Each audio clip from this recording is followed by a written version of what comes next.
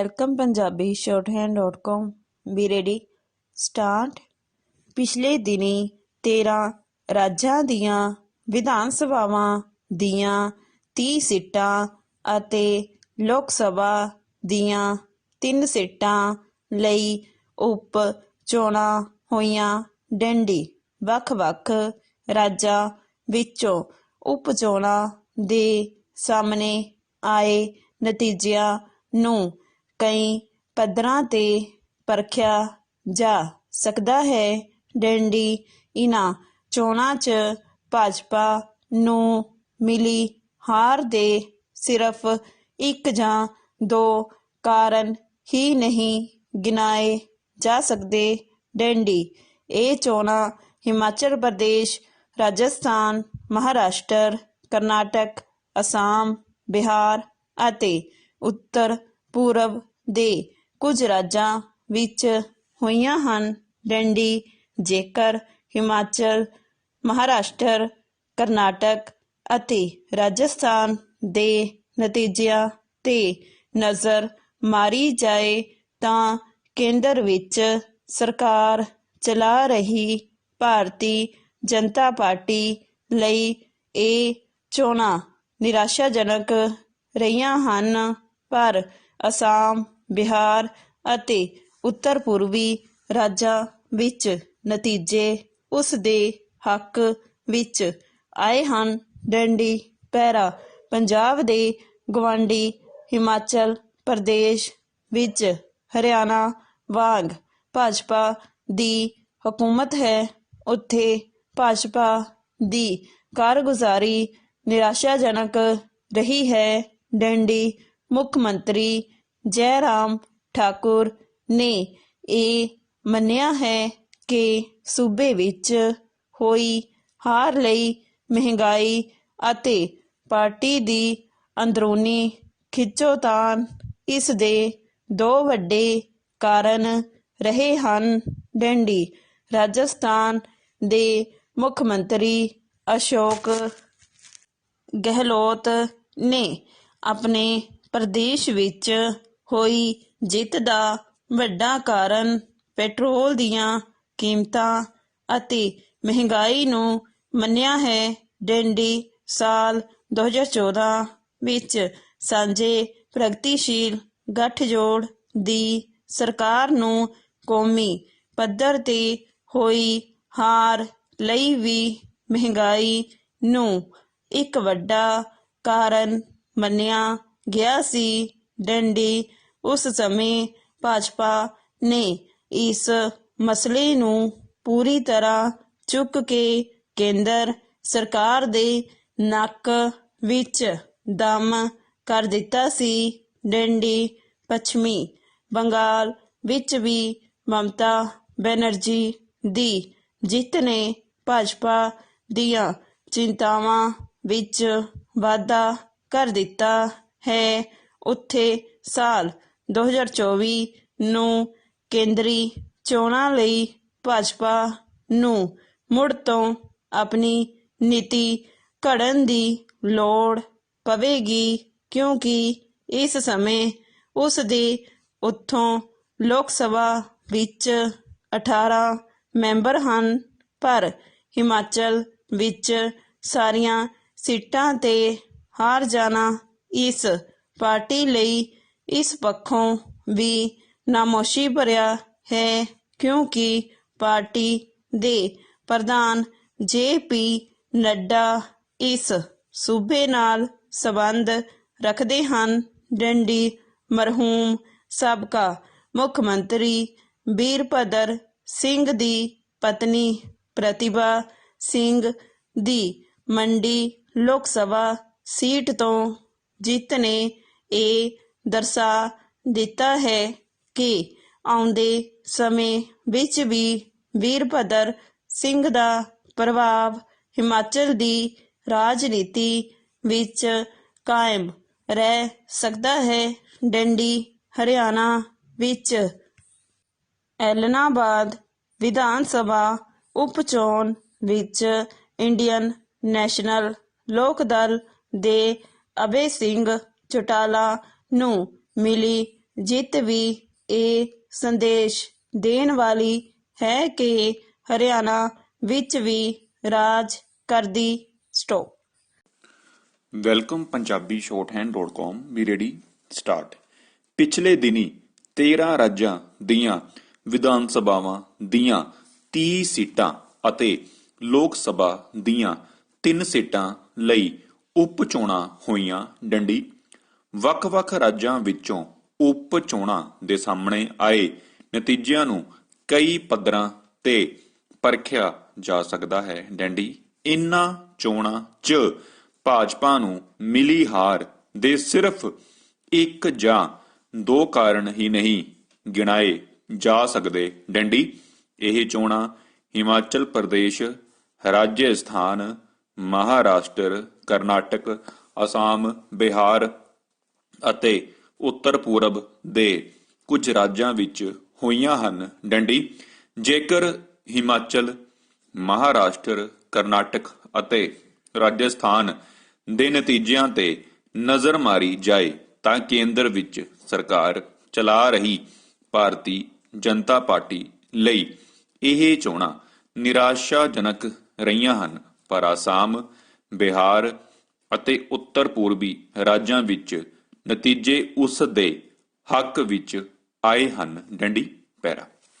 ਪੰਜਾਬ ਦੇ ਗੁਆਂਢੀ ਹਿਮਾਚਲ ਪ੍ਰਦੇਸ਼ ਵਿੱਚ ਹਰਿਆਣਾ ਵਾਂਗ ਭਾਜਪਾ ਦੀ ਹਕੂਮਤ ਹੈ। ਉੱਥੇ ਭਾਜਪਾ ਦੀ ਕਾਰਗੁਜ਼ਾਰੀ ਨਿਰਾਸ਼ਾਜਨਕ ਰਹੀ ਹੈ ਡੰਡੀ।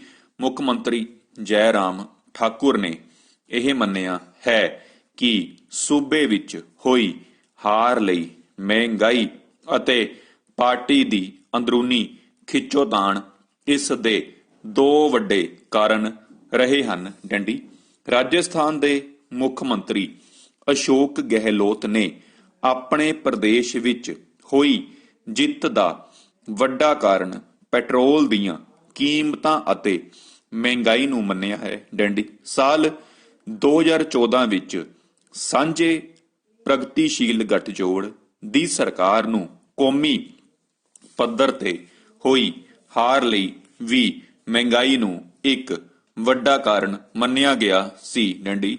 ਉਸ ਸਮੇਂ ਭਾਜਪਾ ਨੇ ਇਸ ਮਸਲੇ ਨੂੰ ਪੂਰੀ ਤਰ੍ਹਾਂ ਚੁੱਕ ਕੇ ਕੇਂਦਰ ਸਰਕਾਰ ਦੇ ਨੱਕ ਵਿੱਚ ਦਮ ਕਰ ਦਿੱਤਾ ਸੀ ਡੰਡੀ। ਪੱਛਮੀ ਬੰਗਾਲ ਵਿੱਚ ਵੀ ਮਮਤਾ ਬੈਨਰਜੀ ਦੀ ਜਿੱਤ ਨੇ ਭਾਜਪਾ ਦੀਆਂ ਚਿੰਤਾਵਾਂ ਵਿੱਚ ਵਾਧਾ ਕਰ ਦਿੱਤਾ ਹੈ। ਉੱਥੇ ਸਾਲ 2024 ਨੂੰ ਕੇਂਦਰੀ ਚੋਣਾਂ ਲਈ ਭਾਜਪਾ ਨੂੰ ਮੁੜ ਤੋਂ ਆਪਣੀ ਨੀਤੀ ਘੜਨ ਦੀ ਲੋੜ ਪਵੇਗੀ, ਕਿਉਂਕਿ ਇਸ ਸਮੇਂ ਉਸ ਦੇ ਉੱਥੋਂ ਲੋਕ ਸਭਾ ਵਿੱਚ 18 ਮੈਂਬਰ ਹਨ। ਪਰ ਹਿਮਾਚਲ ਵਿੱਚ ਸਾਰੀਆਂ ਸੀਟਾਂ ਤੇ ਹਾਰ ਜਾਣਾ ਇਸ ਪਾਰਟੀ ਲਈ ਇਸ ਪੱਖੋਂ ਵੀ ਨਮੋਸ਼ੀ ਭਰਿਆ ਹੈ, ਕਿਉਂਕਿ ਪਾਰਟੀ ਦੇ ਪ੍ਰਧਾਨ JP ਨੱਡਾ ਇਸ ਸੂਬੇ ਨਾਲ ਸੰਬੰਧ ਰੱਖਦੇ ਹਨ ਡੰਡੀ।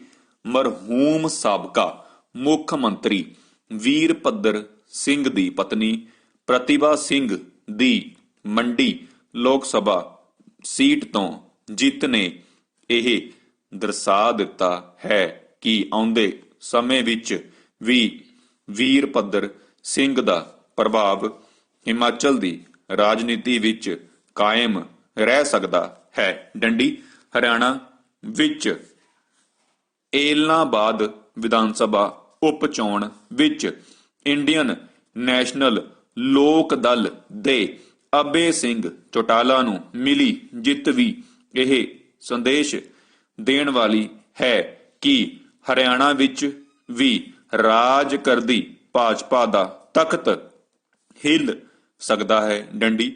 ਲੋਕਾਂ ਦੀ ਸਰਕਾਰ ਪ੍ਰਤੀ ਨਾਰਾਜ਼ਗੀ ਅਤੇ ਖਾਸ ਤੌਰ ਤੇ 3 ਖੇਤੀ ਕਾਨੂੰਨਾਂ ਦੇ ਅੰਦੋਲਨ ਦਾ ਪ੍ਰਭਾਵ ਇਸ ਨਤੀਜੇ ਤੋਂ ਸਾਫ਼ ਝਲਕਦਾ ਦਿਖਾਈ ਦੇ ਰਿਹਾ ਹੈ ਡੰਡੀ। ਭਾਜਪਾ ਅਤੇ ਉਸ ਦੀਆਂ ਸਹਿਯੋਗੀ ਪਾਰਟੀਆਂ ਨੇ ਆਸਾਮ ਅਤੇ ਕੁਝ ਹੋਰ ਰਾਜਾਂ ਵਿੱਚ ਜ਼ਰੂਰ ਆਪਣੀ ਸਥਿਤੀ ਨੂੰ ਮਜ਼ਬੂਤੀ ਨਾਲ ਬਣਾਈ ਰੱਖਿਆ ਹੈ ਡੰਡੀ। ਇਸੇ ਤਰ੍ਹਾਂ ਮੱਧ ਪ੍ਰਦੇਸ਼ ਵਿੱਚ ਵੀ ਭਾਜਪਾ ਦੀ ਜਿੱਤ ਨੇ ਉਸ ਦੀ ਵੈਲਕਮ ਪੰਜਾਬੀ shorthand.com ਵੀ ਰੈਡੀ ਸਟਾਰਟ।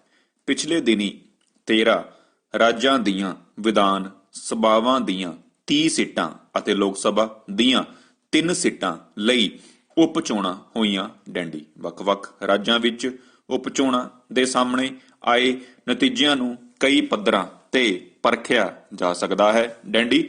ਇਨ੍ਹਾਂ ਚੋਣਾਂ 'ਚ ਭਾਜਪਾ ਨੂੰ ਮਿਲੀ ਹਾਰ ਦੇ ਸਿਰਫ 1 ਜਾਂ 2 ਕਾਰਨ ਹੀ ਨਹੀਂ ਗਿਣਾਏ ਜਾ ਸਕਦੇ ਡੈਂਡੀ। ਇਹ ਚੋਣਾਂ ਹਿਮਾਚਲ ਪ੍ਰਦੇਸ਼, ਰਾਜਸਥਾਨ, ਮਹਾਰਾਸ਼ਟਰ, ਕਰਨਾਟਕ, ਅਸਾਮ, ਬਿਹਾਰ ਅਤੇ ਉੱਤਰ ਪੂਰਬ ਦੇ ਕੁਝ ਰਾਜਾਂ ਵਿੱਚ ਹੋਈਆਂ ਹਨ ਡੈਂਡੀ। ਜੇਕਰ ਹਿਮਾਚਲ, ਮਹਾਰਾਸ਼ਟਰ, ਕਰਨਾਟਕ ਅਤੇ ਰਾਜਸਥਾਨ ਦੇ ਨਤੀਜਿਆਂ ਤੇ ਨਜ਼ਰ ਮਾਰੀ ਜਾਏ ਤਾਂ ਕੇਂਦਰ ਵਿੱਚ ਸਰਕਾਰ ਚਲਾ ਰਹੀ ਭਾਰਤੀ ਜਨਤਾ ਪਾਰਟੀ ਲਈ ਇਹ ਚੋਣਾਂ ਨਿਰਾਸ਼ਾਜਨਕ ਰਹੀਆਂ ਹਨ। ਪਰ ਅਸਾਮ, ਬਿਹਾਰ ਅਤੇ ਉੱਤਰ ਪੂਰਬੀ ਰਾਜਾਂ ਵਿੱਚ ਨਤੀਜੇ ਉਸ ਦੇ ਹੱਕ ਵਿੱਚ ਆਏ ਹਨ ਡੈਂਡੀ। ਪੈਰਾ ਪੰਜਾਬ ਦੇ ਗੁਆਂਢੀ ਹਿਮਾਚਲ ਪ੍ਰਦੇਸ਼ ਵਿੱਚ ਹਰਿਆਣਾ ਵਾਂਗ ਭਾਜਪਾ ਦੀ ਹਕੂਮਤ ਹੈ। ਉੱਥੇ ਭਾਜਪਾ ਦੀ ਕਾਰਗੁਜ਼ਾਰੀ ਨਿਰਾਸ਼ਾਜਨਕ ਰਹੀ ਹੈ ਡੈਂਡੀ। ਮੁੱਖ ਮੰਤਰੀ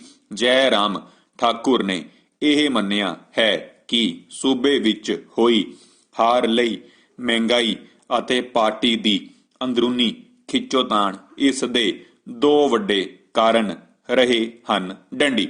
ਰਾਜਸਥਾਨ ਦੇ ਮੁੱਖ ਮੰਤਰੀ ਅਸ਼ੋਕ ਗਹਿਲੋਤ ਨੇ ਆਪਣੇ ਪ੍ਰਦੇਸ਼ ਵਿੱਚ ਹੋਈ ਜਿੱਤ ਦਾ ਵੱਡਾ ਕਾਰਨ ਪੈਟਰੋਲ ਦੀਆਂ ਕੀਮਤਾਂ ਅਤੇ ਮਹਿੰਗਾਈ ਨੂੰ ਮੰਨਿਆ ਹੈ ਡੈਂਡੀ। ਸਾਲ 2014 ਵਿੱਚ ਸਾਂਝੇ ਪ੍ਰਗਤੀਸ਼ੀਲ ਗੱਠਜੋੜ ਦੀ ਸਰਕਾਰ ਨੂੰ ਕੌਮੀ ਪੱਧਰ ਤੇ ਹੋਈ ਹਾਰ ਲਈ ਵੀ ਮਹਿੰਗਾਈ ਨੂੰ ਇੱਕ ਵੱਡਾ ਕਾਰਨ ਮੰਨਿਆ ਗਿਆ ਸੀ ਡੈਂਡੀ। ਉਸ ਸਮੇਂ ਭਾਜਪਾ ਨੇ ਇਸ ਮਸਲੇ ਨੂੰ ਪੂਰੀ ਤਰ੍ਹਾਂ ਚੁੱਕ ਕੇ ਕੇਂਦਰ ਸਰਕਾਰ ਦੇ ਨੱਕ ਵਿੱਚ ਦਮ ਕਰ ਦਿੱਤਾ ਸੀ ਡੈਂਡੀ। ਪੱਛਮੀ ਬੰਗਾਲ ਵਿੱਚ ਵੀ ਮਮਤਾ ਬੈਨਰਜੀ ਦੀ ਜਿੱਤ ਨੇ ਭਾਜਪਾ ਦੀਆਂ ਚਿੰਤਾਵਾਂ ਵਿੱਚ ਵਾਧਾ ਕਰ ਦਿੱਤਾ ਹੈ। ਉੱਥੇ ਸਾਲ 2024 ਨੂੰ ਕੇਂਦਰੀ ਚੋਣਾਂ ਲਈ ਭਾਜਪਾ ਨੂੰ ਮੁੜ ਤੋਂ ਆਪਣੀ ਨੀਤੀ ਘੜਨ ਦੀ ਲੋੜ ਪਵੇਗੀ ਕਿਉਂਕਿ ਇਸ ਸਮੇਂ ਉਸ ਦੇ ਉੱਥੋਂ ਲੋਕ ਸਭਾ ਵਿੱਚ 18 ਮੈਂਬਰ ਹਨ।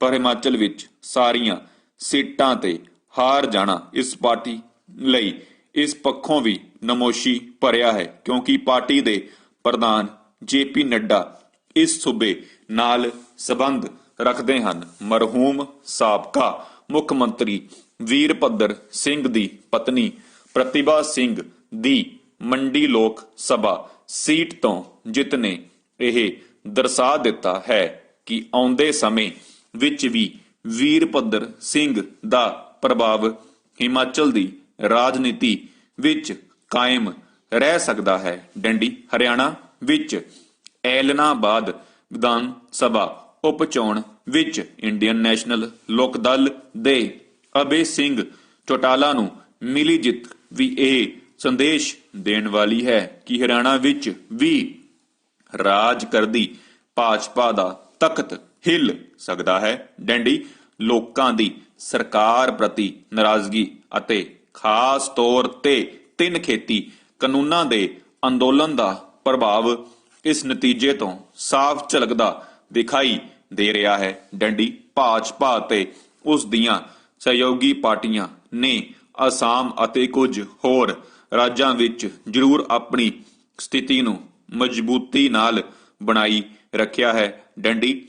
ਇਸ ਤਰ੍ਹਾਂ ਮੱਧ ਪ੍ਰਦੇਸ਼ ਵਿੱਚ ਵੀ ਭਾਜਪਾ ਦੀ ਜਿੱਤ ਨੇ ਉਸ ਦੀ ਸਥਿਤੀ ਨੂੰ ਮਜ਼ਬੂਤ ਕੀਤਾ ਹੈ ਡੈਂਡੀ। ਪੈਰਾ ਚਾਹੇ ਇਹ ਨਤੀਜੇ ਰਲੇ ਮਿਲੇ ਹੀ ਆਏ ਹਨ ਪਰ ਕੁੱਲ ਮਿਲਾ ਕੇ ਇਹ ਭਾਜਪਾ ਦੀ ਕਮਜ਼ੋਰ ਹੋ ਰਹੀ ਸਥਿਤੀ ਦਾ ਪ੍ਰਭਾਵ ਜ਼ਰੂਰ ਦਿੰਦੇ ਹਨ ਡੈਂਡੀ। ਆਉਂਦੇ ਸਾਲ ਵਿੱਚ ਉੱਤਰਾਖੰਡ, ਉੱਤਰ ਪ੍ਰਦੇਸ਼, ਪੰਜਾਬ, ਗੋਆ ਤੇ ਮਣੀਪੁਰ ਵਿੱਚ ਚੋਣਾਂ ਹੋਣ ਜਾ ਰਹੀਆਂ ਹਨ ਜਿਨ੍ਹਾਂ ਨੂੰ ਲੈ ਕੇ ਭਾਜਪਾ ਦੀ ਚਿੰਤਾ ਵਿੱਚ ਵਾਧਾ ਹੋਵੇਗਾ ਅਤੇ ਉਸ ਲਈ ਇਹ ਸਮਾਂ ਆਤਮ ਮੰਥਨ ਦਾ ਹੋ ਸਕਦਾ ਹੈ।